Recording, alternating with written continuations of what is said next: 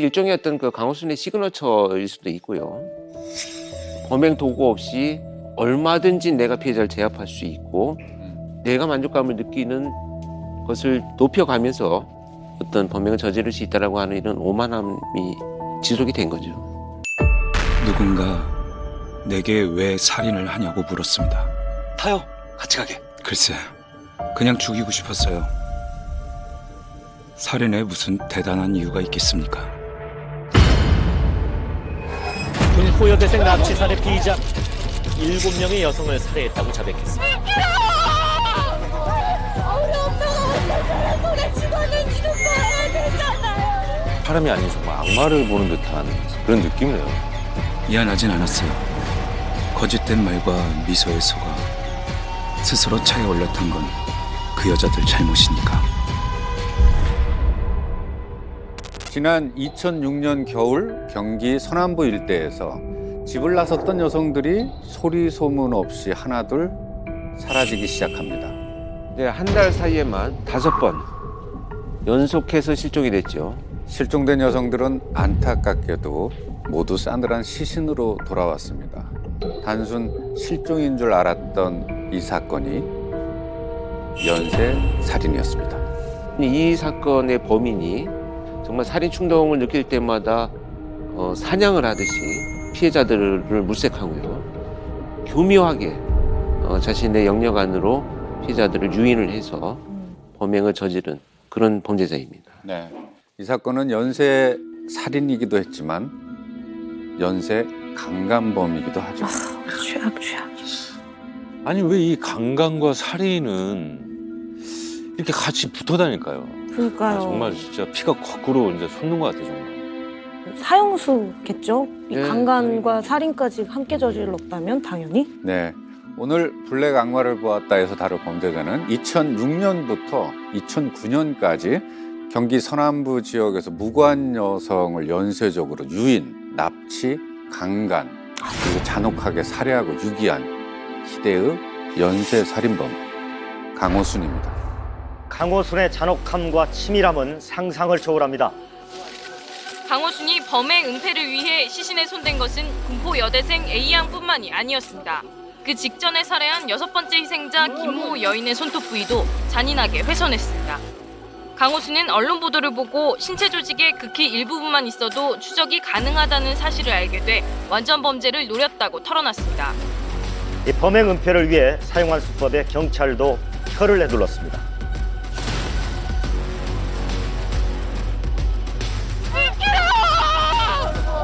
엄마가 어떤 손에 죽었는지도 봐야 되잖아요. 귀골이 공개됐는데 지금 심경이 어떠세요? 2분 정도 침묵하던 강호수는 유가족들에게 한마디 해달라는 질문에서야 입을 열었습니다. 유가족에게 딱 한 말씀만 하시죠. 죄송합니다. 다시 한 번만 말씀해 주시겠어요? 죄송합니다. 강호순. 생각나네요. 화가 나네요. 생각나. 다시 보니까. 아니, 사람 죽여놓고 죄송하다면 뭐 다야. 근데 저 죄송하다는 말은 조사를 받는 동안에 단 한 번도 하지 않았어요. 아, 그냥 진짜. 오직 저기서만 나온 얘기입니다. 처음이자 마지막으로 한 얘기예요. 강호순은 2009년 1월에 검거되고 사형 선고를 받았고요. 올해로 13년째 이제 13년째. 사형 집행 예정자로 교도소에 수감 중인데 개인적으로 지금까지 블랙에서 다뤘던 그 범죄자들 중에서 해석이 가장 까다로운 인물인 것 같아요. 그만큼 뭔가 우리가 생각할 수 있는 정상적인 범주를 많이 어긋나 있는 것 같습니다. 아니 지금까지 저희가 다뤘던 그 살인범들도 굉장히 눈뜨고 보기 힘들었는데 그거보다 더 잔혹한 범죄자란 말씀이시죠? 그 강호순 같은 경우에는 처음 한국 사회에 나타난 그런 범죄자 유형이기 때문에 굉장히 수사할 때도 곤혹스러웠었죠. 저도 이제 대충 알고 있는 사건들은 그 강호수는 이제 강간범, 여자들을 상대로 또 굉장히 얼굴이 호감형이었고 뭔가 이렇게 여자들을 유인해서 이렇게 죽였다라는 정도로까지는 아는데 조금 구체적으로 어떤 범행을 저지른 건지 궁금해요. 도대체 왜 이런 사건이 일어났고 왜 이런 연쇄살인을 저지르게 됐는지 경기 서남부 연쇄살인범 강호순 그 실체 그리고 실제 판결문과 법정 진술을 토대로 우리는 그를 만나보겠습니다.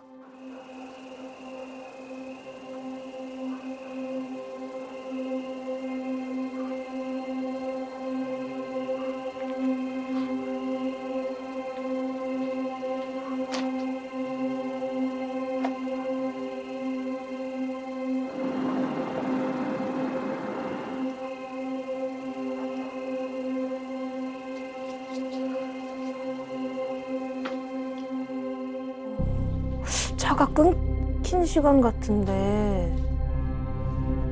아, 뭔가 불안하네요. 네. 불길해.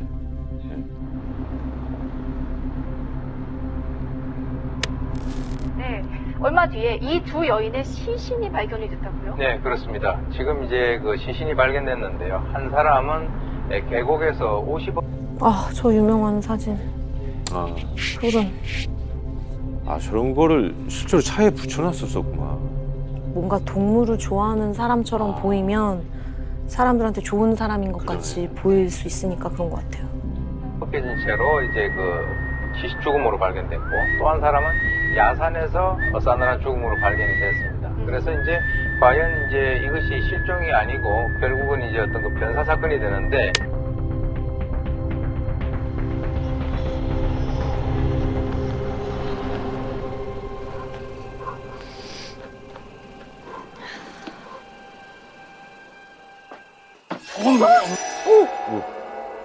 어머, 나 깜짝이야. 왜 그러세요? 저리 가세요. 장난용인가? 겁나 팔아.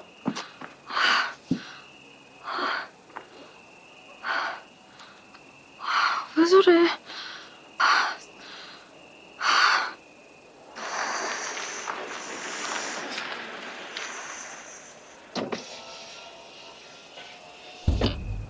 저기요. 버스 기다리나 보다. 아, 네. 어디까지 가시는데? 미성 아파트인데. 아, 미성. 잘 됐네. 나도 우리 어머니 집 가는 길인데. 타요. 같이 가게. 네? 아, 아니요. 괜찮아요. 아, 뭐 어때요? 요 앞이고 금방인데. 아, 괜찮아요. 타요. 앞에까지 데려다 줄게. 같이 가요. 그럼 여기 아파트 앞에까지 부탁드릴게요. 네, 타요. 쉬운데.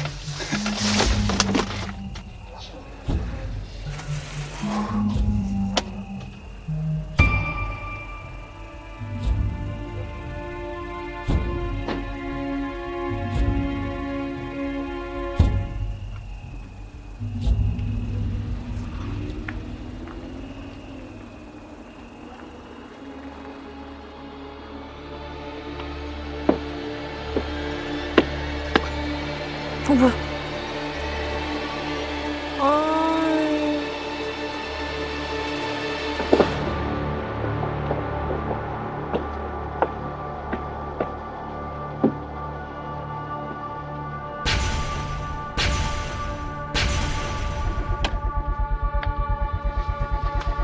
누군가 내게 왜 살인을 하냐고 물었습니다.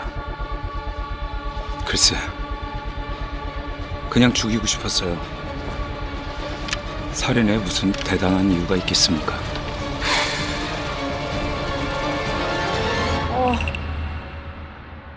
뭐 원체 유명한 사건이고 또 비슷한 패턴을 많이 보여서 아 저런 식으로 연쇄살인들이 이루어졌구나를 저희가 오늘 하는 이야기의 시작으로 아마 보여진 것 같습니다.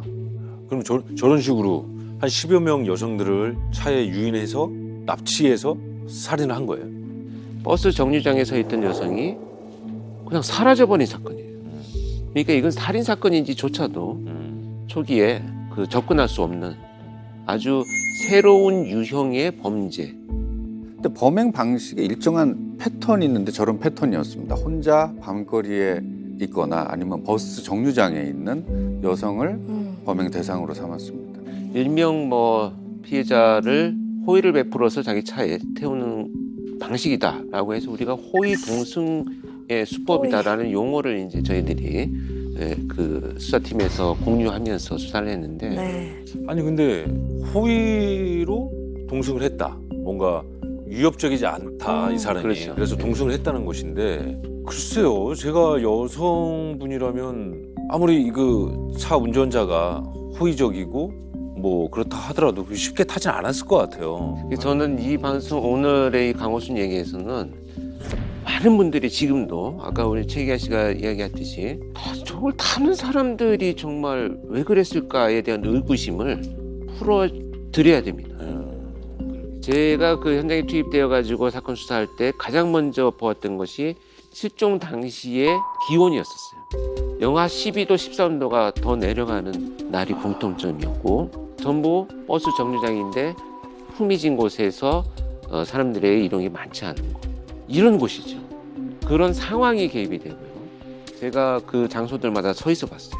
지나가는 동네 분들이 트럭도 지나가고 뭐 여러 뭐 승용차 각종 차들이 지나가면서 서로 도움을 줍니다. 그냥 제 차 타세요. 내가 저 큰 길까지 모셔드릴게요. 이런 문화가 있어요. 한 걸음씩 피해자들의 경계심을 무너뜨려서 네. 이런 호의를 거절하는 나를 스스로 피해자가 무례한 사람이라고 생각하게 만드는 수법입니다. 교묘하고 피해자를 통제하는 사이코패스의 전형적인 모습. 네. 지금 말씀 주신 내용은 판결문에도 나와 있어요. 강호순이 범행에서 했던 건 버스 정류장, 그리고 배차 간격이 30분 이상 넓은, 추운 겨울, 인적이 드문 뭐 이런 내용들이. 그러니까 아까 그 사냥을 하려고 물색했다라는 표현이 뭐 아주 틀린 표현이 아니네요. 이제 뭐 일기예보 같은 거, 오늘 날씨 추운데 오늘 뭔가 확률이 좋겠다라는 생각을 가지고 나갔을 수 있겠네요.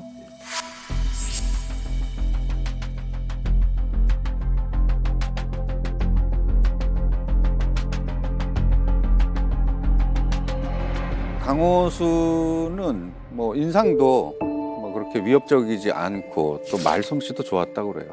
뭐 체구도 좋고, 그래서 아마 동승하게 된 여성분들이 조금의 그런 긴장감이라든지 위협적인 거를 아마 좀 낫지 않았을까라는 얘기를 하고, 심지어 처음에 이렇게 거부하면은 뭐 너무나 자연스럽게 왜 내가 나쁜 사람으로 보입니까? 뭐 이런 식의 멘트까지 했다고 합니다. 정말로 차 안에 뭐 가족 사진이라든지 아까 화면에서도 봤던 뭐 개화 찍은 사진이라든지 차 안에서 느껴지는, 그리고 거기서 내뱉는 그의 말투에서 경계가 풀게끔 만들었다고 합니다. 보여주기 식으로 또 세팅을 그렇게 해놓은 거네요. 사실 제가 말씀드린 이 경계를 무너뜨리는 수법은 전형적인 사기 범죄자들의 수법입니다.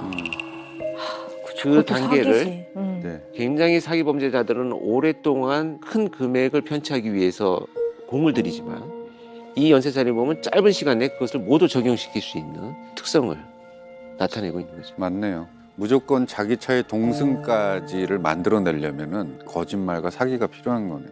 그러니까 이게 단순히 생김새만 보고 호의를 느껴서 차를 탄 건 아닌 것 같아요. 단순히. 자, 어쨌든 이제 피해자들의 경계심을 낮춰서 자기 차에 태우고 통제하에 넣은 이 강호순은 산길로 올라가서 피해자를 성폭행하고 피해자의 스타킹, 머플러 이런 의복들로 살해했습니다. 그리고 산비탈, 들판, 야산 이런 곳에 피해자들을 끔찍하게 안매장을 했죠. 피해자들은 시신이 모두가 다 정말 옷 하나 걸치지 않은 알몸 상태였어요. 그래서 그냥 쉽게 신원이 확인되지가 않았습니다. 아주 철저히 범행 증거를 다 없앤 거네요. 네. 대부분 목졸라서 살해를. 전체가 다 그렇습니다. 네, 전체 살인이 전부 지식사인데, 자, 여기서 우리가 첫 번째 생각해 볼 문제는 왜 꼭 피해자의 목을 졸라서 살해를 했을까요? 야, 그러네요. 자기의 충동을 누군가의 살인으로 해소하려고 한다면은 가장 가까운 곳에서 피해자가 죽어가는 모습을 볼 수 있다라는 되게 악마적인 행동이겠지만 그냥 그렇게 추리가 되고요. 어떤 방식으로 했을 때 내가 가장 어떤 그 쾌감을 느끼느냐. 그 살인마의 취향이지 않았을까. 자, 그 살인의 방식으로 얻어지는 강호순의 심리적인 만족감이 과연 무엇일까를 우리는 살펴봐야 됩니다. 피해자가 오랫동안 고통스러워하는 모습을 끝까지 자기의 살인의 순간을 만족시켜주는 그 시간으로 유지해 나간다는 거죠. 근데 판결문에는 강호순이 이제 가축 농장을 하면서 터득한 수법이다. 예를 들면 이제 그 가축의 머리에 이렇게 올가미를 씌운 다음에 그 목을 조르는 잔인한 방법으로 도살을 했다라는 것이 판결문 내용에는 나와 있습니다. 아니 보통은 동물을 어떤 상대하는 직업을 가지신 분들이 뭐 그러한 선택을 해야 할 때는 최대한의 그 고통을 줄여주기 위한 방법으로 사실은 그렇죠. 도살이라든지 맞습니다. 뭐 안락사라든지 이런 방법을 선택을 하는데 뭐 이렇게 해석해도 될까요? 뭐 살인 연습을 이 동물들을 상대로 했다. 연습이라기보다는 일종의 어떤 그 터득? 학습이죠. 예, 그런 행동들을 통해서 결국은 생명에 대한 경시하는 성향이 좀 높아졌다. 이렇게도 해석을 하고 있습니다.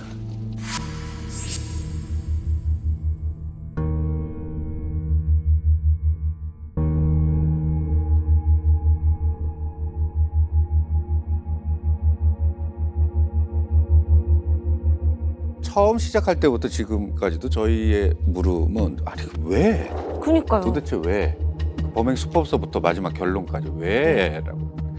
강호순이 본인 입으로 살인의 이유에 대해서 실제로 경찰 조사 과정에서 밝힌 진술이 있습니다. 그 진술을 들어보죠.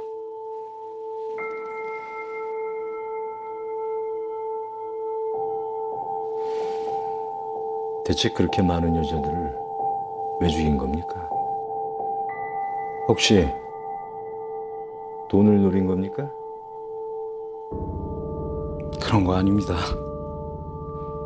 그럼 왜 그런 범행을 저지른 겁니까? 형사님, 영화 공공의 적 안 보셨어요? 거기서 그런 말을 하잖아요. 사람이 사람을 죽이는데 이유가 있습니까? 그냥 죽이고 싶으니까 죽인 거죠. 어떻게 저런 말을 저렇게 쉽게 간단하게. 이 강호순이란 자는 어차피 살인이 목적이기 때문에 그냥 내가 살인을 하는데 왜 이유가 있어야 되지? 라는 것이 그의 색깔입니다. 결국 이런 말들은 정말 남은 유가족들한테는 정말 어마어마한 그렇죠. 상처로 남을 수밖에 없는 그런 말이죠. 저는 저 말은 정말로 어떤 범죄자의 그냥 허세로밖에 안 느껴져요. 네. 죽이고 싶어서 죽였다. 살인에 뭐 이유가 있냐. 강호순은 이렇게 내뱉었습니다. 하지만 저희는 너무나도 궁금하고 그의 살인, 그 시작점이 되는 동기에 대해서 그가 했던 행적들을 되짚어보면서 한번 쫓아가 보도록 하겠습니다. 강서방!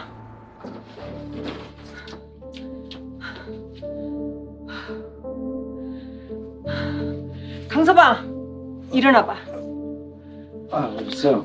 어쩌자고 이렇게 매일 얼굴을 이렇게 두들겨 패냐고! 어?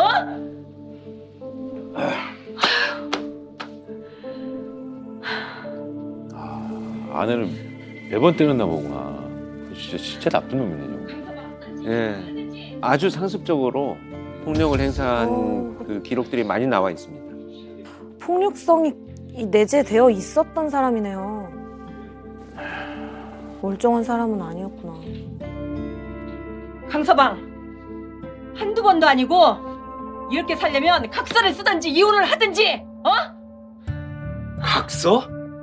아이씨, 유치하게 뭐 그런 걸 쓰냐. 안 때린다니까. 한두 번이랑 믿지. 뭐야 이게?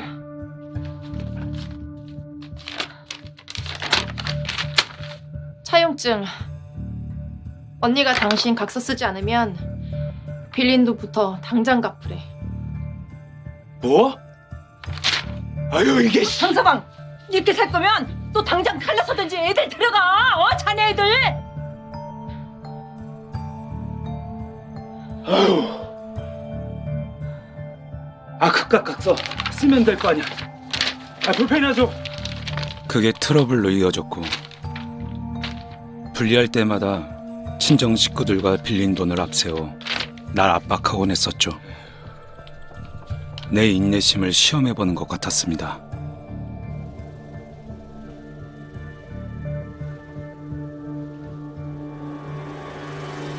각서?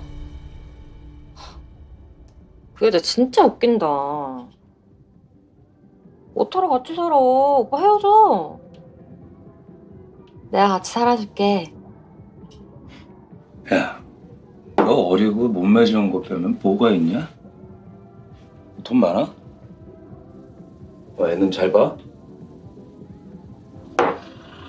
얼굴도 뭐 그냥 그다.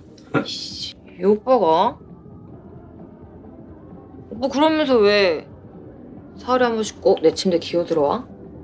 싫어? 뭐 싫으면 오마담한테 가고. 세상에 널리고 널리게 여자인데 뭐가 아쉽다고. 아이 내가 뭐 언제 싫대. 솔직히 여자가 아쉬운 건 아니었습니다. 오히려 차고 넘칠 만큼 많았죠. 조금만 꼬시면 홀랑 넘어와 정신들을 못 차리는데 길가의 돌보다도 하찮게 느껴졌죠.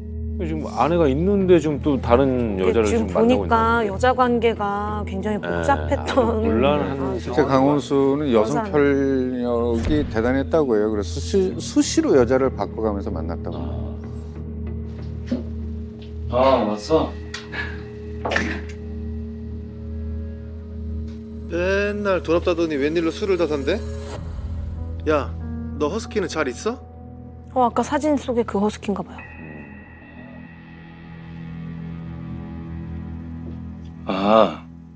그거? 먹었어? 뭐?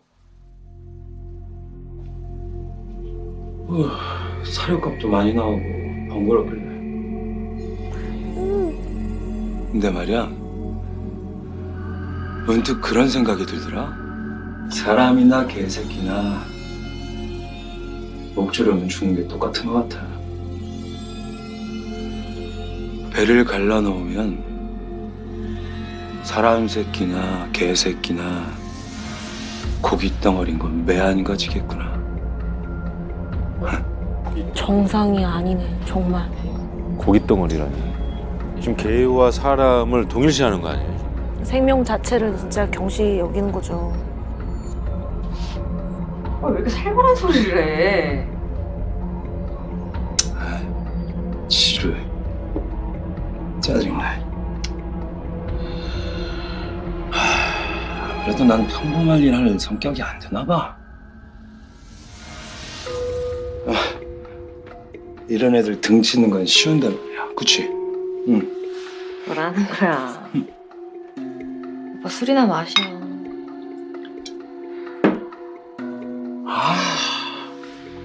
혹시 돈 많은 유분이 없나? 한탕 크게 하면 진짜 좋을 텐데.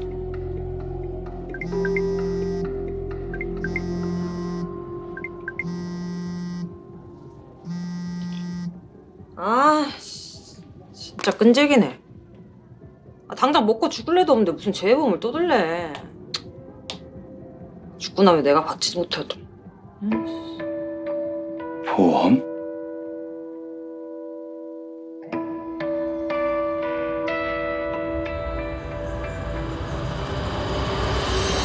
범행이 시작하기 전까지도 강호순의 여성 편력은 굉장히 심했다고요. 수많은 여성들을 만났었고 또 성관계까지 갔었고요. 그러니까 결혼해서 지금 아내도 있고 그렇죠. 애도 있는 상황인데. 그래 아이가 있는데. 검거 당시가 4번째 결혼을 한 상태입니다. 4번이요? 네. 뭐 결혼 생활은 평탄하진 않았던 것 같아요. 평탄하죠. 그래서 당연한 결론이겠지만 4번의 결혼을 했고, 근데 이게 강호순이라서 다른 것 같아요. 그렇습니다. 네. 이게 아마 판결문에도 그 내용이 나와 있을 텐데요.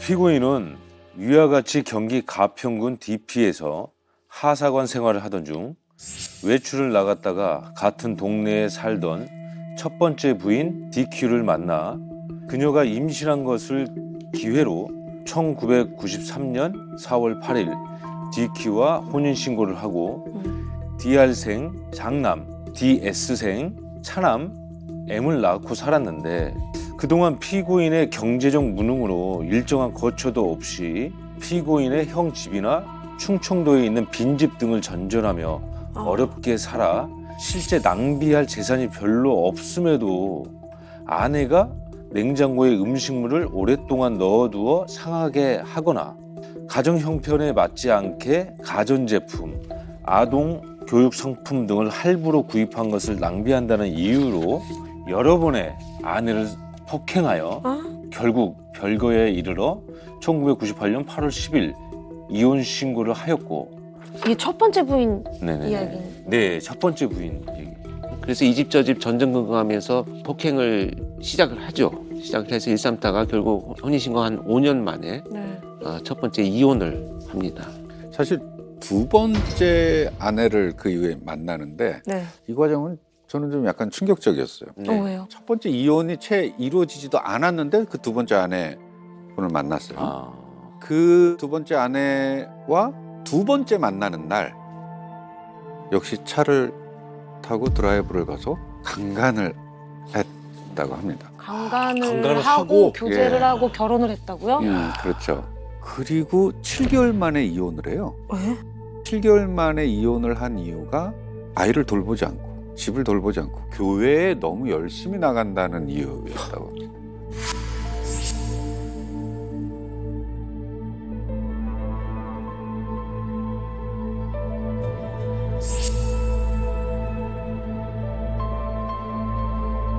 그래서 2003년 당시에 34살이던 강호순이 22살 된 세 번째 아내와 혼인신고를 합니다. 근데 이제 다시 또 2달 만에 이혼을 하고요. 2달 만에. 같은 해 같은 해. 이제 네 번째 아내를 만나서 함께 살게 됩니다.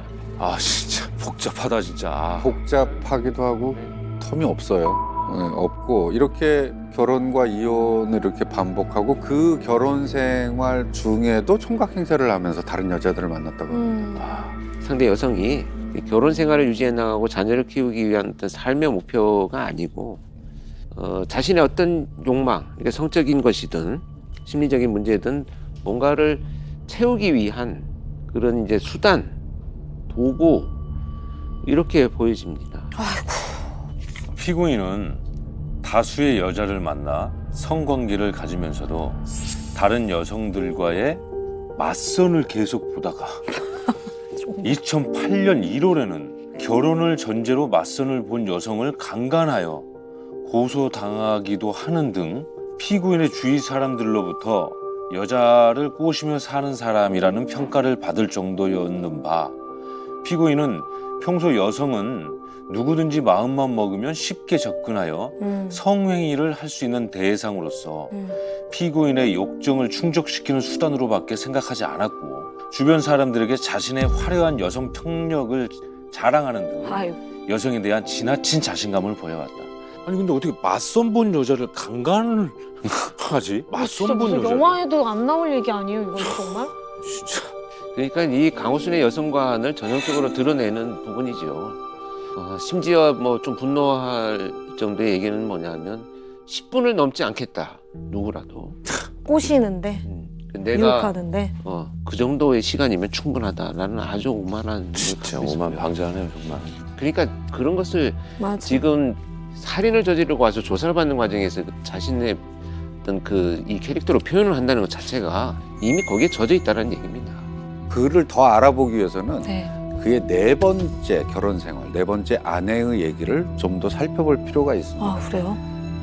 결과적으로 뭐 네 번째 결혼 생활도 결국에 좋지 않게 끝이 났습니다. 그렇지만 이거는 단순히 좋지 않다라는 표현보다 정말로 비극적이었습니다. 자기야, 우리도 보험 하나 드는 게 어때? 보험? 응. 갑자기 왜 보험? 아니 요즘 세상도 위험하고 자기 운전하는 것도 위험하고 다들 한두 개씩은 든다던데? 우리 한 2개 들자. 2개씩이나? 어. 너무 많은 것 같은데? 아, 무슨 소리야. 들자. 그래. 자기 알아서 해. 뭐야 갑자기. 야, 보험을 2개나 들자고 수상한데. 상현 이거 하지 마. 내가 다 할게. 가서 줘. 당시 아내는 2억 원 가량의 생명보험에 가입되어 있었지만 아내를 부추겨 2개의 재해보험을 더 들게 만들었습니다.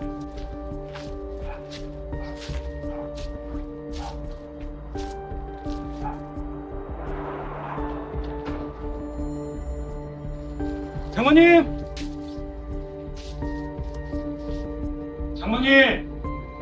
장모님! 식사 안 하셨죠? 저기도 식사 안 했지? 삼겹살 드시죠. 저기도 먹자. 장모님한테도 보험 들으라고 말해.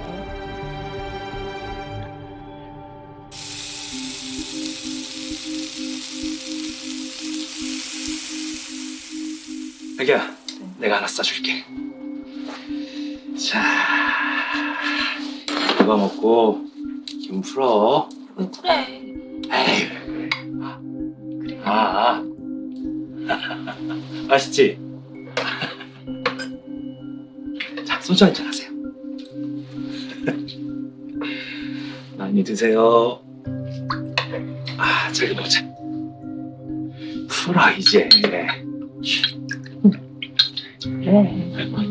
저렇게 갑자기 잘해주면 되게 불안하고 수상할 것 같은데.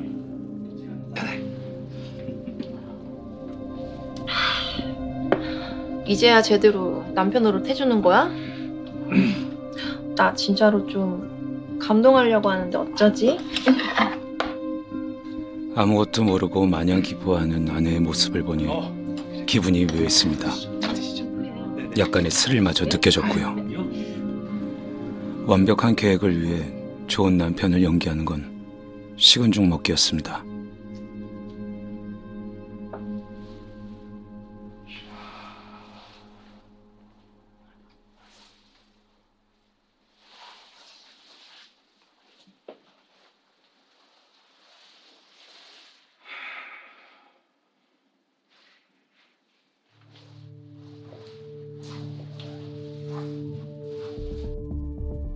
자기만 안 마셨나 봐요. 또 뭐 무슨 의도가 있네. 안 돼.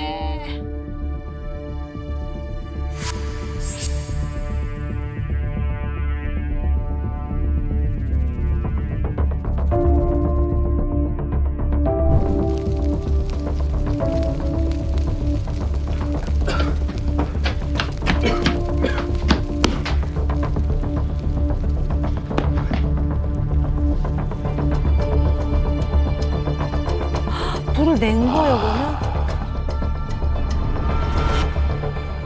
아니 그래서 보험금은 언제 나오는 건데요? 네, 고객님, 지금 저희가 조사 중입니다. 조사는 무슨... 그게 언제냐고! 죄송합니다. 저희가 조사 끝나는 대로 빨리 연락드리겠습니다.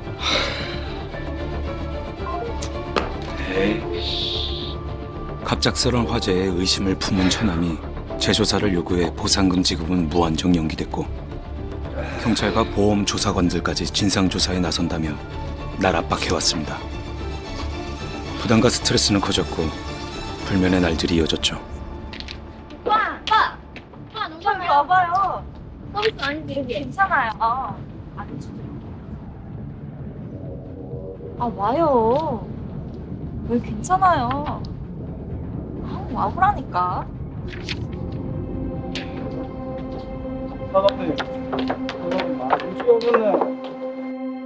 생활은 당연한 듯 피폐해졌고 끝모를 방황도 길어졌죠. 그리고 어느 순간 참을 수 없는 뭔가가 속에서부터 끓어오르기 시작했습니다. 그것은 강렬한 충동이었죠. 누구든 뭐가 되었든 내 손으로 어떻게 해버리지 않으면 안 될 것만 같았어요.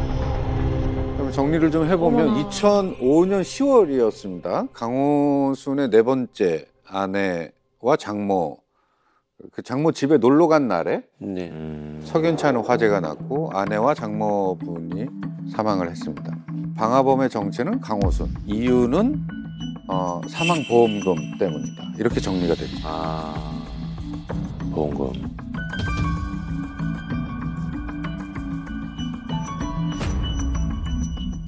강호수는 모기향에 있던 불씨가 옮겨붙어 불이 났다고 주장했고 불이 났을 때 강호수는 부인을 구하려다 연기를 마셔서 5분 동안 기절했다 빠져나왔다고도 밝혔는데요.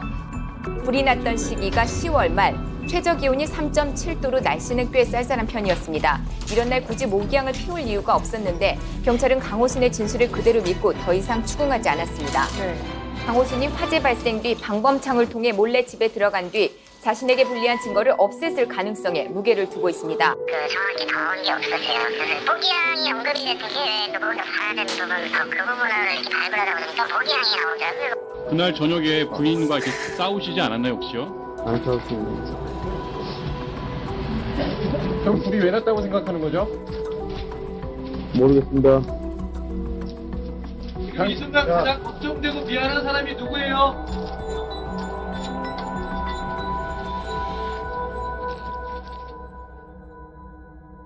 좀 당시에 이제 경제 사정이 좋지 않은 것으로 알려졌는데요. 뭐 형한테 큰 돈을 빌려서 뭐 마사지 사업을 하고는 있었지만 상당히 큰 실패를 했고요.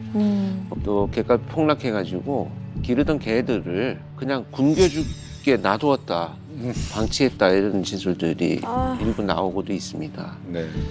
그래서 이제 보험금이 필요하니까 이런 계획을 수립한 것으로 판단을 합니다. 사실 이 정황은 너무나도 사실적으로 드러나고 있어요. 그 네 번째 아내는 이미 2건의 생명보험에 가입이 돼 있었고 화재 사건이 일어나기 불과 열흘 전에 재해보험을 또 2건을 추가로 가입을 합니다. 계획적인 거네요. 예, 그 중에 보험도 하나는 특약인데 주말에 사고가 날 경우에 5천만 원이 더 배상이 되는. 너무 치밀한 거예요. 예, 그리고 또 정말? 사건은 일요일에 났습니다. 정말로 거액의 보험금이 지급이 됐죠. 그 당시 가격으로 4억 8천만 원이었어요. 보험금, 지급된 보험. 어마어마한 액수죠. 완전히 노렸네. 보험 사기를 노린 거네요. 근데 네 번째 부인의 사건은 2년 동안 동거를 했는데요. 혼인신고를 하지는 않았습니다. 혼인신고를 안 하고. 그냥 살림만 차리고 살고 있었는데 화재 발생 5일 전 5일 전이요? 혼인신고를 해서 법적 상속인을 장모가 아닌 자신으로 바꿔놓고 실행을 합니다. 다음 날 혼인 신고를 했다는 거, 그리고 저희가 보험증권을 주려고 보니까 벌써 이미 사고가 났다는 거에 대해서 여러 가지 이제 보험 사기가 아닌가라는 의심을 좀 했었는데. 들라고 하진 않았고 그 자식이 같이 와가지고 강연을 좀 했나 봐요. 그때 당시에 또 생일 사정이 좋지 않았어요, 누나가. 그런 상황에서 보험도 2개나 가지고 있었는데 보험을 줄 이유가 없잖아요. 가족들의 증언과 일반적으로 뭐 개농장을 할 때 그 거래했던 그런 지인들의 증언이 다른 부분이 있어요. 거기는 동생이 이제 행수가 이제 그렇게 죽었으니까 굉장히 이제 형의 입장에서는 이제 그 관을 붙들고 당시에 이쁜이 하면서 그렇게 슬퍼했다는 그런 증언을 합니다. 같이 이제 그 개농장을 알면서 아는 증인이 있어요. 그분의 이제 증인에 따르면 이제 정신적으로 뭐 괴로워한 적 못 봤다. 사망 후에도 진짜 여자 이야기밖에 안 했다 이거예요. 다른 여자 이야기. 보통 뭐 좋아했던 그런 부인이 죽었으면 그런 진짜 뭐 불의의 그 화재로 죽었으면 굉장히 슬퍼할 거 아니에요. 전혀하고 뭐 다른 여자들이 이야기만 했다. 정상이 정말 정상이 아닌 것 같아요. 그 장례식장에서 저는 대선 통곡할 수 있잖아요.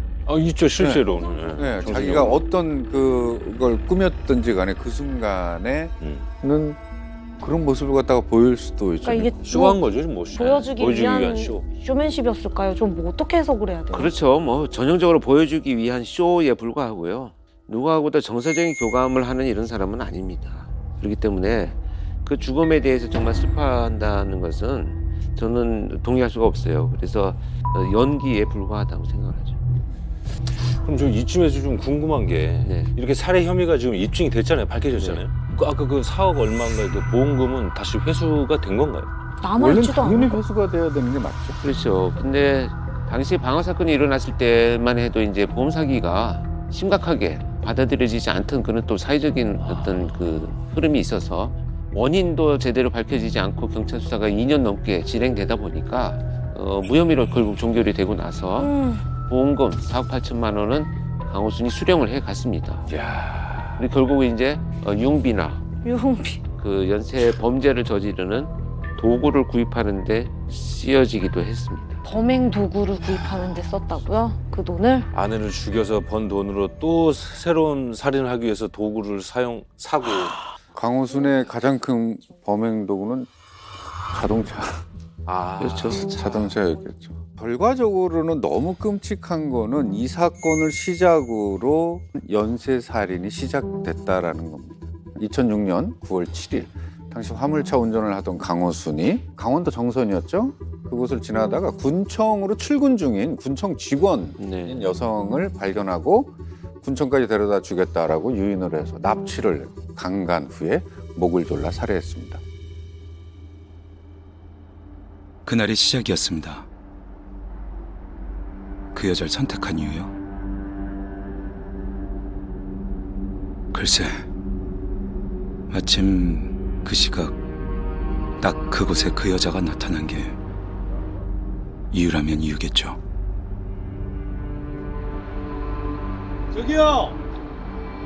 혹시 군청 직원이세요? 네, 맞아요. 다행이다. 제가 군청에 일이 있어서 찾고 있는데 초행길이다 보니까 좀 헷갈리네요. 저 혹시 길 좀 알려주시겠어요?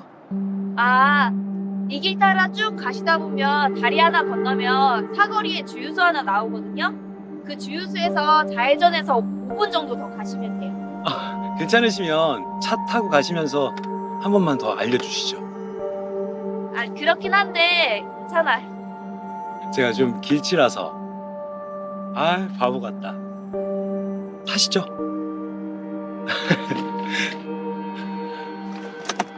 타시죠. 타세요.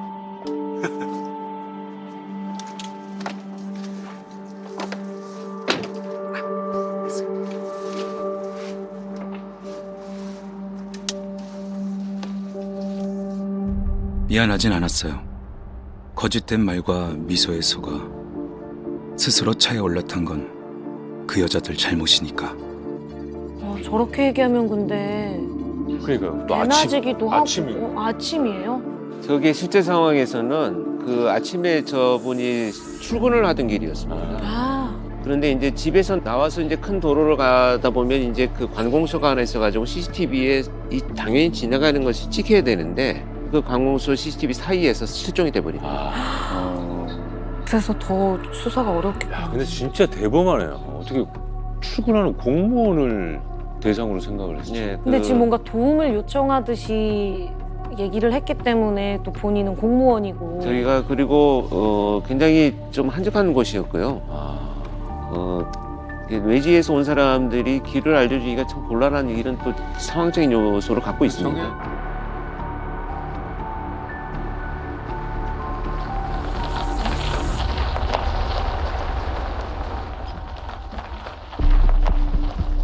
이쪽으로 오시면 안 된다고 했잖아요. 빨리 가요, 저쪽으로. 이쪽으로 가셔야 돼요.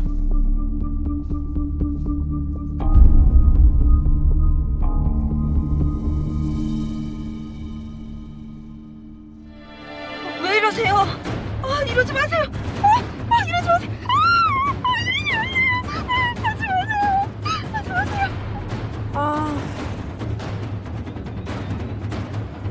저 모든 걸 다 계산하고 저런 범죄를 저지른 거잖아요.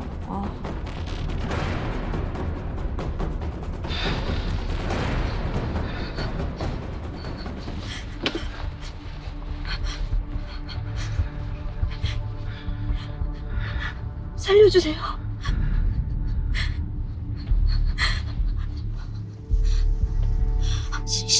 갈게요. 살려주세요.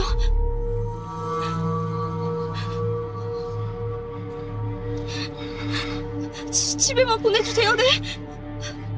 제발 한 번만 살려주세요. 한 번만 살려주세요.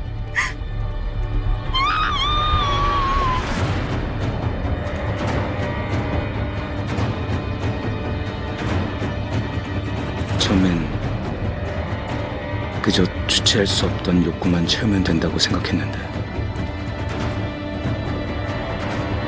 그때 내 안에서 또 다른 뭔가가 깨어난 건지도 모르죠.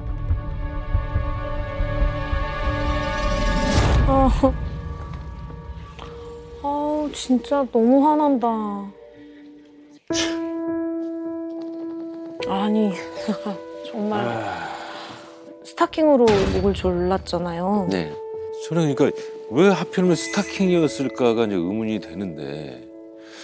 약간 변태적인 그러니까요. 약간 것 같아. 뭐 그런 생각밖에 안 들어요. 변태적인 어떤 패티시, 뭐 성 도착증 뭐 이런 게 아니었을까 또 이런 생각을 해보거든요. 그렇습니다. 그런 부분이 분명히 존재한다고 저도 생각을 하고요. 거기에 더불어서 이 잔혹성을 이야기하자면 일종의 어떤 그 강호순의 시그너처일 수도 있고요.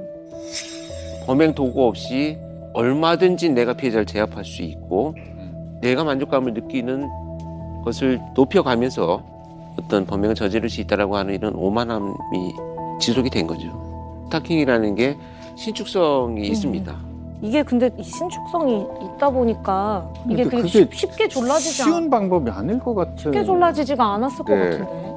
그렇다면 피해자가 사망하기까지의 시간이 얼마나 오래 걸리겠습니까? 너무 잔인해요, 진짜. 그가 원하는 것은 과연 무엇이었을까? 피해자가 느끼는 성범죄를 통해서 느끼는 고통과 서서히 죽어갈 때의 그 고통, 이 모든 시간이 강호순한테는 필요한 시간이다. 이렇게 보는 쾌락이었던 것이죠. 거네요.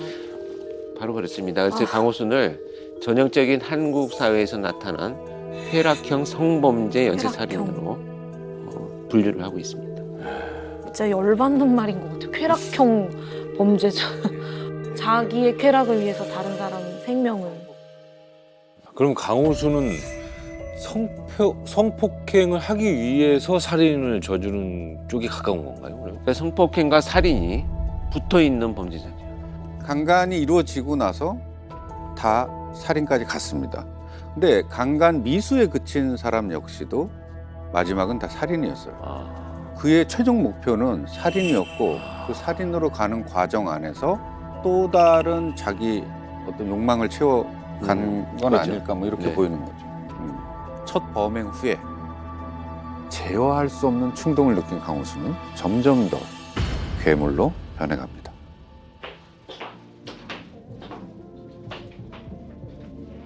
짜릿한 첫 손맛을 본 후 망설임 따윈 없어졌고 그저 본능에 따라 죽이기 위해 먹이를 찾아 나설 뿐이었죠. 나에게 그것은 사냥과도 같았습니다.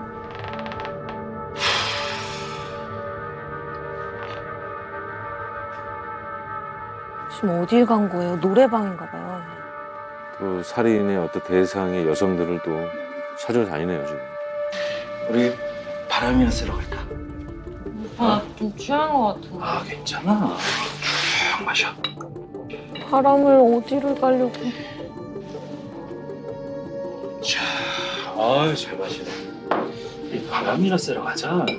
아, 우리 외로운 사람끼리 대부도 어때? 대부도? 대부도 좋아. 좋아? 응. 가서 조개구이도 먹고 바람도 쐬고. 지금 갈까? 대부도? 지금 새벽인 것 같은데.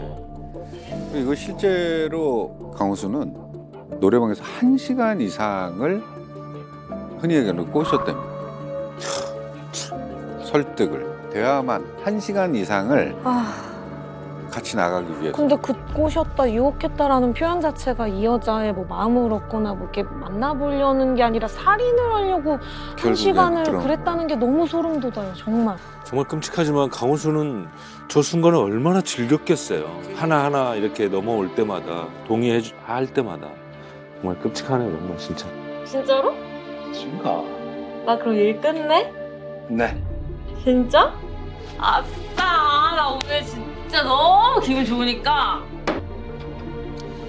노래 한 곡 해야겠다. 대부도 가는 거야. 가자.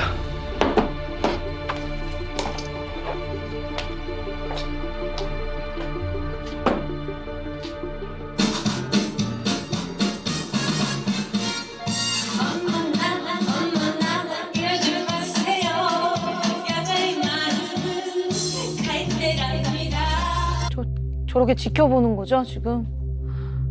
아, 머릿속엔 다 계획이 되어 있고.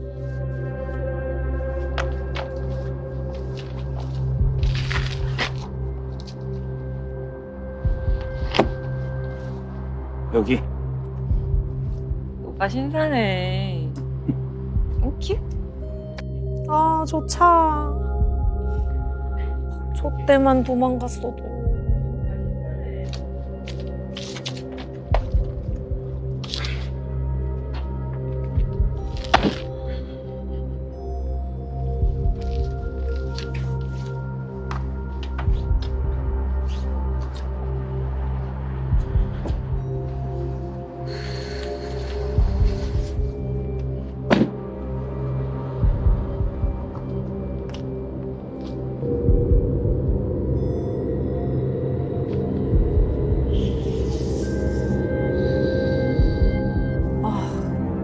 어떻게 될지 알고 보니까 보는 게 진짜 괴롭네요. 아 맞다. 우리 막내 내일 아침 일찍 어린이집 데려다 주는 거 깜빡했네. 오빠 우리 대부도 다음에 갈까? 나 오늘 일찍 들어가 봐야 될 것 같은데.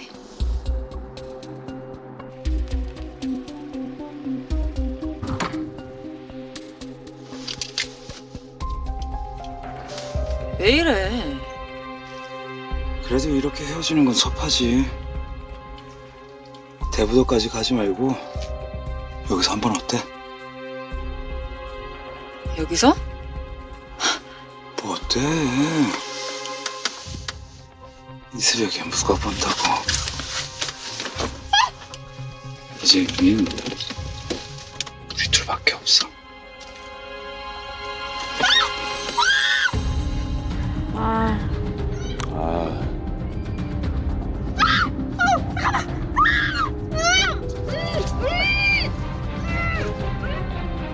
잊을래야 잊을 수가 없는 감각이었죠. 개나 닭을 죽이는 것과는 차원이 달랐어요. 그 손맛은 그 어떤 환각제나 마약보다도 짜릿하고 환상적이었죠.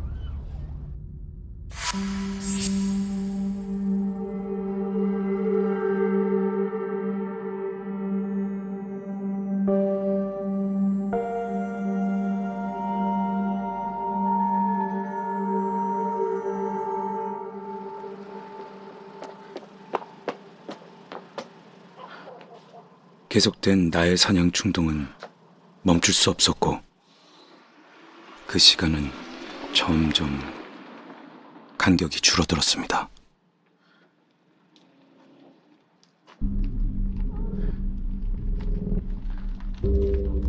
그리고 나의 사냥법도 좀 더 진화되기까지 했죠.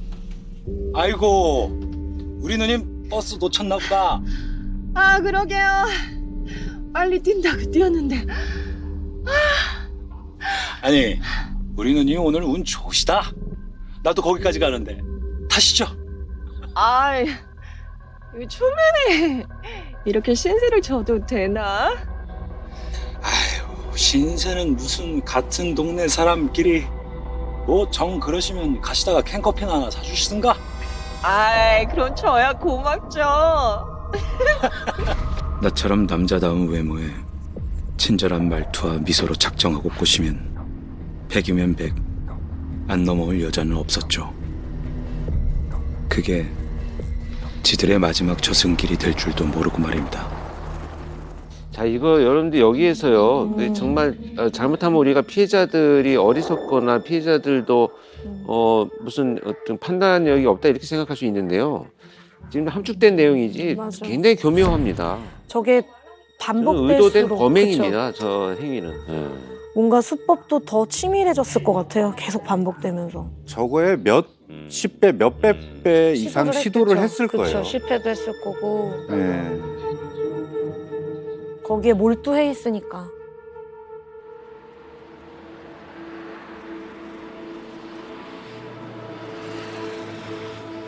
아, 아빠도 참 걱정 말라니까. 이때 10시간까지 들어갈게. 뽀삐 나가자고 날린 것보다 얼른 산책이나 시켜줘요. 응. 인간이 눈에 보이는 거칠애들에 얼마나 약한지는 좋은 옷, 좋은 차가 증명했고, 그런 후광 효과는 사냥을 더 수월하게 만들어줬죠. 거기에 가족이나 애완동물 사진을 적절히 이용하면 여자들은 금세 경계심을 풀곤 했습니다.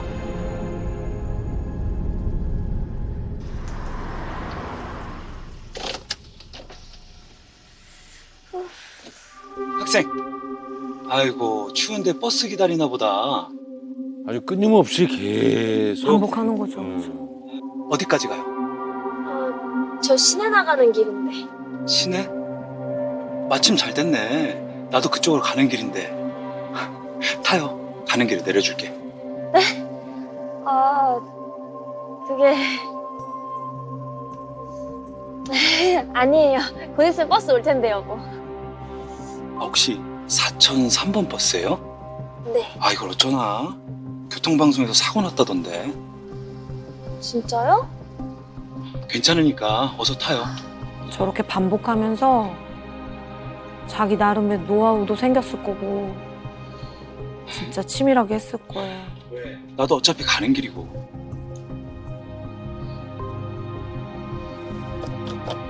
왜요? 내가 나쁜 사람처럼 보여요? 아니요. 그런 게 아니라. 나 나쁜 사람 아닌데. 아니에요, 그런 거. 저렇게 얼굴을 보여주면서 당당하게 내가 나쁜 사람 아니다라고 경계심을 이제 낮추는 거죠. 안심시키려고 하는 거죠. 저런 게 이제 진짜 교묘한 방법이죠. 아이 뭐 못 믿으면 어쩔 수 없고.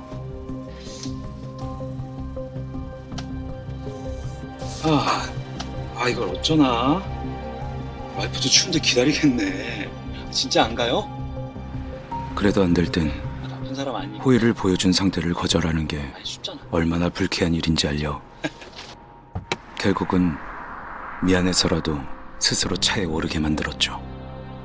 그러니까 저렇게 상대방을 미안하게 만들어서 타게 만드는 거잖아요. 네. 저게 아주 교묘한 고도의 수법이 정말 고도의 쓰는 수법. 거잖아요. 한잔 뱉어내시고. 자, 출발할게요.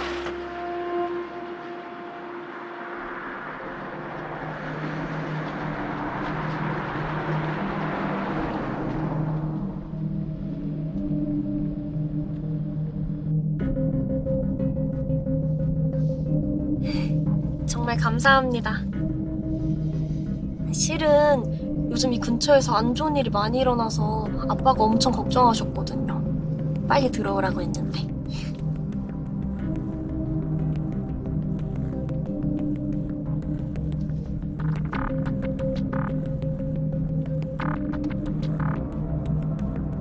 가족들은 엄청 잘 챙기시나 봐요.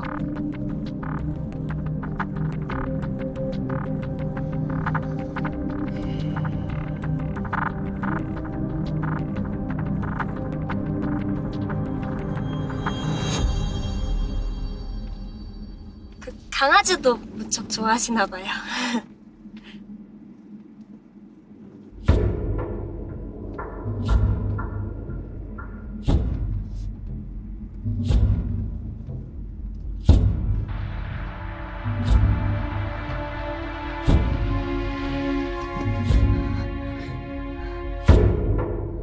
아저씨, 여기는 왜 오셨어요? 개 좋아하냐고?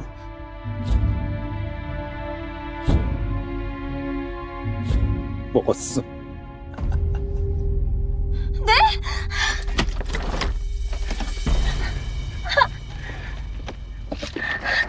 어딜 가? 내가 가족한테 자랑했다고? 우리 마누라랑 장모랑 내가 불질러서 죽였어.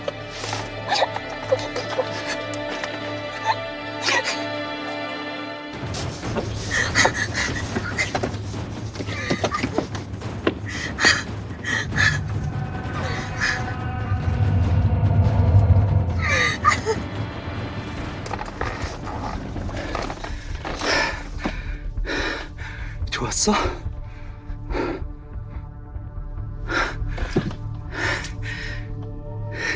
근데 난 아직 안 끝났어.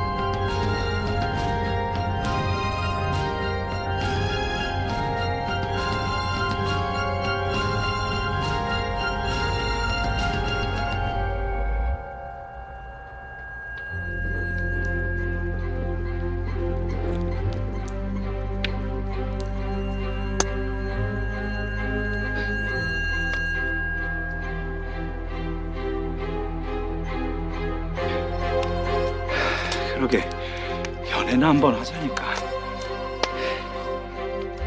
씨.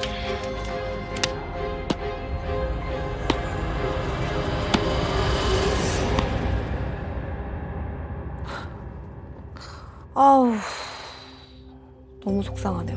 정말 강호순의 이 살인 범행을 보니까 그 어떤 사건보다도 오늘 정말 좀 어떤 진짜 사람이 아닌 정말 악마를 보는 듯한 그런 느낌이네요. 진짜 즐기면서 살인 저질렀다는 거에 정말 참을 수 없는 분노를 느끼네요. 사실 강호순의 범행 수법과 범행 일자를 보면은 더 충격적이거든요. 제가 간략하게 범행 지도를 또 꾸며서 한번 말씀을 드리겠는데, 첫 번째 범행입니다. 2006년 9월입니다. 강원도 정선이었고요. 자, 그다음에 2차 2006년 12월입니다. 군포시 노래방 도우미. 자, 그리고 세 번째 수원시에서 역시 노래방 도우미를 살해합니다. 자, 그리고 4차 2007년 1월 3일 화성시에서 회사원을 살해합니다. 점점 간격이 좁아지네요. 3일 뒤에 안양시에서 역시 노래방 도우미를 살해합니다. 6차 바로 다음 날입니다. 수원시에서 대학생을 살해합니다. 7차 살해가 벌어진 시기가 2008년 11월 9일입니다. 수원시에서 역시 살해했고요. 그리고 8차 한 달 열흘 정도 뒤입니다. 2008년 12월 19일 군포시에서 대학생을 살해했습니다. 이 범행 시기를 보면 되게 흥미롭거든요. 네. 너무나도 어떻게 이 살해한 감정이라든지 그 잔상이 사라지기도 전에 열흘, 일주일, 3일, 하루 뒤에 반복적으로 연쇄살인이 벌어질 수가 있느냐도 너무나도 끔찍하고요. 자기 쾌락을 위해서 범행을 저지르는데 계속해서 그 유지 기간이, 그 쾌락이 유지되는 기간이 짧아졌던 거 아니에요. 아니, 그러니까 저도 아까 말씀드린 다음에 이게 되게 흥미로운 거가 6번째 살인과 7번째 살인 사이에 22개월이라는 시간이 빕니다. 이 시기에 이게 정말로 살인이 없었을까가 일단 궁금한 거고. 맞아요. 그다음에 왜 이런 휴지기를 그는 그러게요. 가졌을까? 그 바로 전까지는 뭐 하루 간격, 3일 간격, 일주일 간격으로 살인이 이루어지다가 어떻게 지냈었던 건지 궁금해요, 정말. 예. 그 부분에 대해서 이제 여죄 수사를 뭐 충분히 수사팀에서도 진행을 했는데요. 제가 판단할 때는 이미 이제 5차, 6차를 넘어가면서 이제 수사팀이 굉장히 근접을 했습니다. 이 일대 수사와 대상자들로 선정이 되어 있었고 지역에 살고 있었기 때문에 수사가 전개되는 과정이나 지역 언론 뉴스들을 보면서 그 살인의 충동을 충분히 조절할 수 있는 이런 상황이 되지 않았는가 합니다. 잡히지 않으려고. 물론 충동성이 굉장히 높다고는 하지만 이 범죄자들이 갖고 있는 가장 큰 욕구 중에 하나는 자신의 목숨이에요. 체포되지 않기 위해서는 어떤 일이라도 하죠. 자신의 목숨. 와. 진짜 너무 이거. 치졸하네요, 정말. 그렇게 2년 동안의 어떤 휴지기가 있었고 사망한 아내의 보험금으로 구입한 고급 승용차를 이용해서 강호수는 또다시 범죄를 시작합니다. 그 강도가 점점 더 세지고 진화했습니다. 이제 초창기에는 이렇게 그 연말에 술집 종업원들을 대상으로 범행을 했다면 이후에는 중간중간에 이제 자신감이 붙으면서 이제 노상에서 마구 범죄를 저지르는 것으로 이제 대상이 뭐 넓어지죠. 연령대도 뭐 다양했고요. 수법 안에 있는 그 세기가 7번째 살인서부터는 살인이 이루어진 다음에 이 손가락을 다 잘랐어요. 손가락 끝을. 수사를 지연하고자 오랫동안 지연하고자 하는 노력이 있고요. 가장 큰 것은 결국은 손에 남아있는 자신의 DNA 증거를 어떻게든 인멸하겠다라는 강렬한 의도를 보이는 거죠. 이런 식으로 이렇게 범행이 반복되다 보면 뭔가 노하우가 생기고 능숙해진다는 표현을 쓰고 싶진 않지만 그러면서 검거는 더 어려워졌을 것 같아요. 네. 능숙한 것까지는 모르겠는데 점점 조심해져 가는 거는 있는 것 같아요. 그러니까 범행 당시에도 이제 모자 착용을 하고 예를 들어서 노래방에서 자기가 이렇게 뭔가 유흥을 용의 즐겼을 주도해지는 때도 카드 말고 그냥 현금으로 계산을 했다고 합니다. 근데 제가 좀 궁금한 게 강호순의 그 범행을 보면 대부분이 좀 겨울 쪽이에요. 강호순의 범행은 대부분 날씨가 좀 추운 겨울에 벌어졌거든요. 그래서 언론이나 뭐 다른 데서는 강호순을 두고 무슨 캘린더 살인마다 어떤 특정한 시기가 있다라는 듯이 이런 별명을 붙이기도 했는데 이거는 또 뭔가 조사 과정에서 밝혀진 무엇이 있습니까? 이 시기에 사실 그 연말 연시에 어떤 그 이 피해 대상자들, 소위 노래방 도우미들 또 뭐 유인할 수 있는 어떤 그 이 종업원들의 이동이 굉장히 많은 시기여서 이때의 실종도 지금 돌아보면 그분들이 여성 종업원들이 실종이 된다고 하더라도 그냥 지금 한참 성수기니까 연말에 다른 곳으로 갔다고 생각을 하지 신고조차도 안 되는 상황이었습니다. 이렇게 완전 범죄를 꿈꾸던 강호순이 어떻게 붙잡히게 된 건가요? 그 서나물대에서 이제 계속 여성들이 실종이 되긴 했지만 이제 실종 사건을 강력 사건으로 전환을 해서 이제 수사본부가 설치가 되고요. 그렇죠. 뭐 이제 아무런 나타나는 증거도 없었습니다. 그래서 일단은 CCTV 수사를 이제 집중을 하게 되죠. 그리고 그 즈음 8번째 살인이 이루어지고 나서 강호순의 모습이 처음으로 세상에 공개가 됩니다. 은행 CCTV를 통해서인데요. 맞아, 그 장면. 맞아. 네.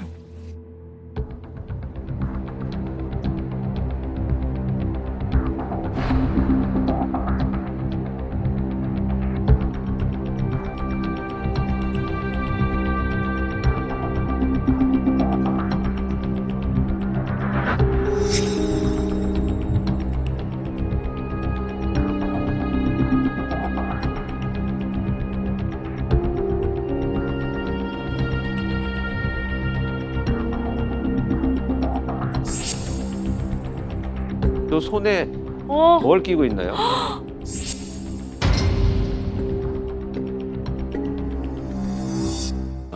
웬일이야. 핑 기구는 지문 남길까 봐요. 네.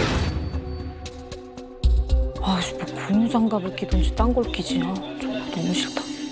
저는 보고도 깜짝 놀랐는데 그 손가락에 피임 기구를 아우, 정말 끼웠고, 최악이에요. 그리고 그 강호순이 ATM 기기를 사용하는데 이게 굉장히 능숙하지 네, 네, 않았다고 해요. 그 모습이. 그래서 수사 초기에는 이게 금융기기 사용이 굉장히 서툰 사람이 범인이다. 그러면 그 폭이 좀 좁혀지는데 그렇게 수사를 했다고도 합니다. 그럼 결국 그 강호순의 계략이 좀 먹힌 거네요. 예, 근데 결정적으로 이제 이 CCTV 장면이 결국 이제 그 가장 결정적인 이제 그 단서가 되죠. 됐겠죠. 그래서 이제 군포에서 실종됐는데 이 은행은 안산인데 아까 말씀드린 것처럼 지역은 다르지만 멀지 않은 곳에 4시간 만에 나타났어요. 네. 그러면 이 범인은 어딘가 멀리 갔다가 다시 그 피해자의 돈을 인출하려고 범행자로 돌아올 수 있는 가능성이 높을까요? 거의 없습니다. 없죠. 그러면 범행이 이루어지고 있는 이 지역들이 지금 이 사람의 거주지나 생활권이나 이런 것이 있다라는 것을 말해주는 거거든요. 그럴 확률이 높죠. 그다음에 이제 고화질의 CCTV를 달기 시작을 합니다. 그래서 총 4대의 CCTV가 이제 여기 설치되어 있었는데요. 이 7,000대를 그 광역수사대와 이 수사본부에 있는 이 요원들이 결정적인 장면을 포착을 합니다. 경기도 군포에 사는 여대생이 18일째 연락이 끊겨 경찰이 공개 수사에 나섰습니다. 수사에 진척이 없자 경찰은 공개 수사를 시작했습니다. 그리고 범인의 예상 이동 경로에 설치된 CCTV에 찍힌 차량 7,000여 대를 분석, 유력한 용의자를 찾아냅니다. 이상한 장면. 다 이 장면입니다.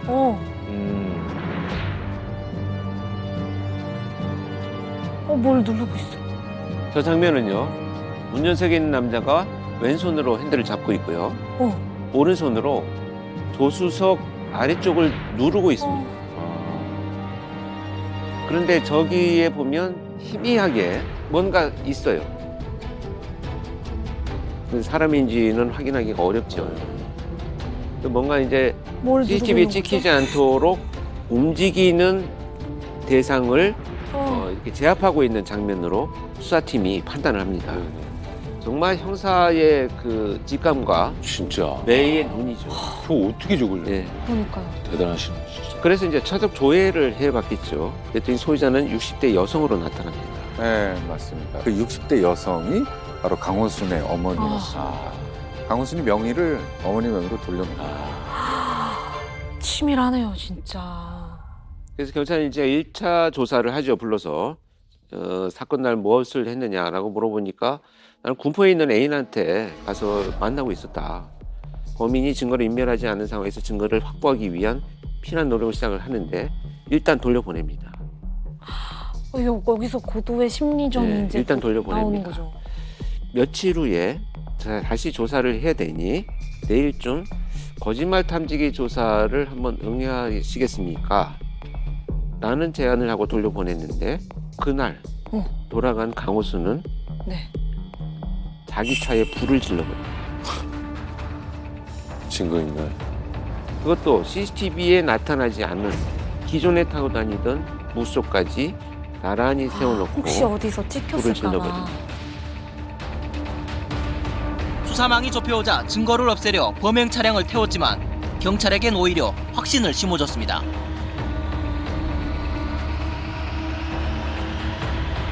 확신을 했겠네요. 정말 저것 용의자임을 때문에. 확신합니다. 그러니까요. 의심해서 증거를 찾은 게 확신으로. 아닙니다.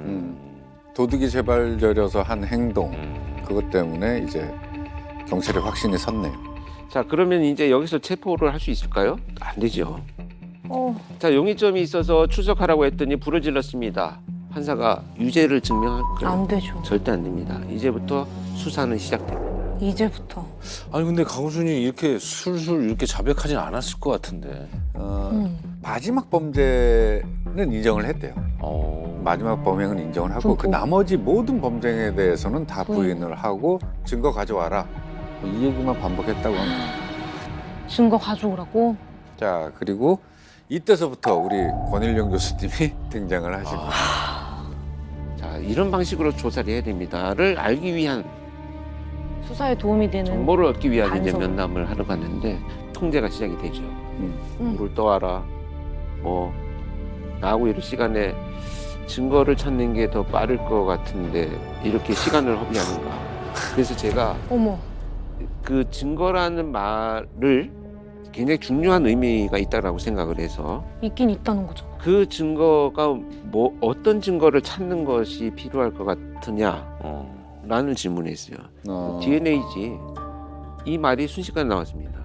차는 이미 불타 있었고 DNA 증거라고 남아있을 것은 이자가 범행을 할 때 입고 다녔던 옷을 우선순위로 압수하고 감정해야 되겠구나를 알 수 있게 해준 면담이죠. 그래가지고 그 증거물들, 옷 뭐 이런 것들 다 압수하셨어요? 그렇습니다. 그래서 이제 거의 한 트럭 정도가 뭐가 지금 나와야 될지 모르는 그렇죠, 상황이니까요. 자, 이제 여기서 이제 또 고급 승용차에 그럴듯한 말투와 신뢰. 자, 옷은 여러 옷 중에 비싸 보이거나 고급스러운 옷이 우선순위다. 그런 착안을 하죠. 그래서 감정을 그런 것부터 하자. 슈트 위주로. 네. 그렇게 해서 이제 그 시작을 했는데요. 실제로는 이제 강원도 트럭에 있던 그 이 검정색 점퍼 소매에서 국가수의 감정관이 정말 이 점 같은 혈흔을 발견을 합니다. 그래서 이거 증폭을 해가지고요. 이제 그 DNA 확보를 하죠. 그 피해자가 이 몇 번째? 격렬히 저항해서 손을 훼손했던 그 피해자의 혈흔이었습니다. 강호순이 검거된 후에 이제 강호순의 주거지, 특히 이제 축사 포함해가지고 거기서 이제 많은 증거물들을 국가수로 의뢰를 했습니다.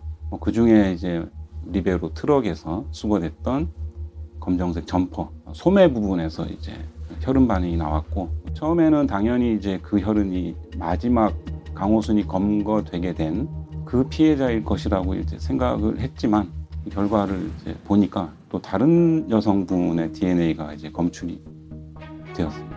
뭐 다른 피해자가 있다는 얘기가 되잖아요.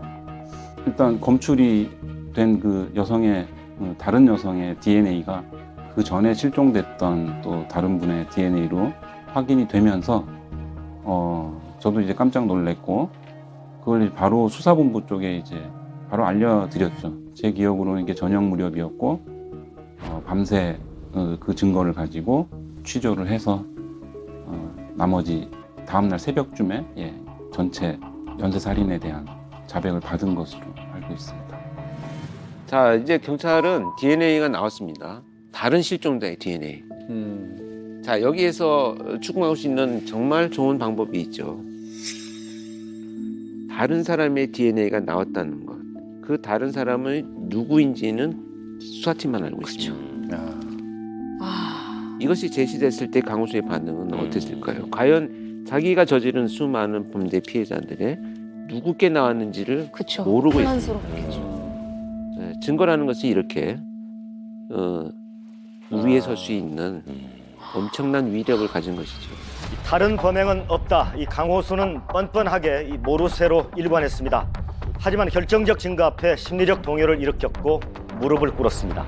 강호순이 결정적으로 무너진 것은 자신의 축사에서 나온 점퍼에 묻은 혈흔 추적 물질이 작년 11월 수원에서 실종된 김모 여인의 유전자와 일치하는 것으로 확인된 직후입니다.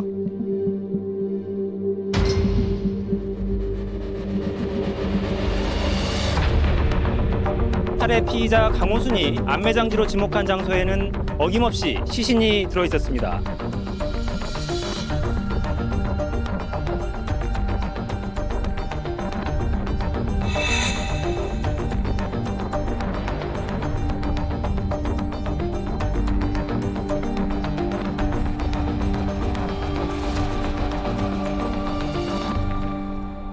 강호수는 살인, 강간살인, 존속살해, 천주건조물 방화치사, 사기, 자기 소유 자동차 방화, 사체 손괴, 사체 은닉, 절도의 혐의로 기소가 됐고요. 네 번째 아내와 장모 포함을 해서 부녀자 총 10명을 살해한 혐의로 2009년 7월 23일 서울고등법원에서 사형을 확정받습니다.